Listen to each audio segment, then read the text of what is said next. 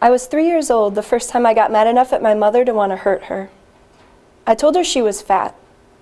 You see, I had already figured out that fat was one of the worst things someone could be. My dad, he invented this game. He would chase me around the living room saying, "I can pinch an inch," and then he would tackle me to the ground, tickling and poking at my baby fat. The thing is, Daddy, you never told me it was supposed to be funny.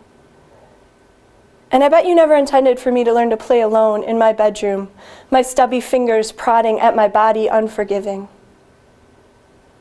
I was 9 years old the first time I went on a diet.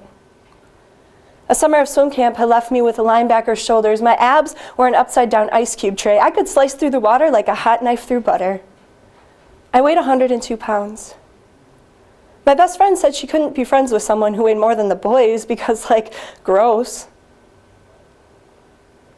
I was 12 years old when I watched a sorority hazing ritual on a movie. They put a girl up on a table in her underwear. They circled her flaws with permanent marker. That night, I spent an hour in my bedroom with a Sharpie, labeling and plotting my flesh. I looked like one of those diagrams of a cow that show you where your steak comes from. Disgust and ink sunk into my skin. I was polluted. I was 14 years old the first time I let a boy kiss me. He told me I was beautiful, so I dumped him because, actual quote from my journal, he's probably just one of those guys who builds up girls' self-esteem just to tear them down, and then when they're all sad and needy, he tries to bone them like the asshole he is. The most amazing thing about eating was how easy it was, how good it felt to stop. Each stomach cramp was a knife stabbing this body I hated, killing it from the inside. I felt bliss. I was 15 years old the first time I binged.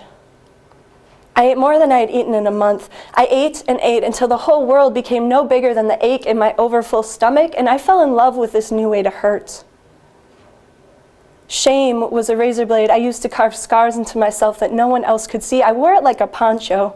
I built a life-shaped coffin and wallpapered it with my mistakes and my imperfections, and I lived there for 6 years. I was 20 years old the first time I thought it might be possible to love myself. I thought about moving into my body, about inhabiting my life. It occurred to me that I could be happy.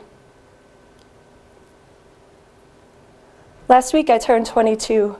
On my birthday, my friend gave me a Sharpie ankle tattoo. She drew a flower over the place I had once written cankle, and it felt like the best possible metaphor.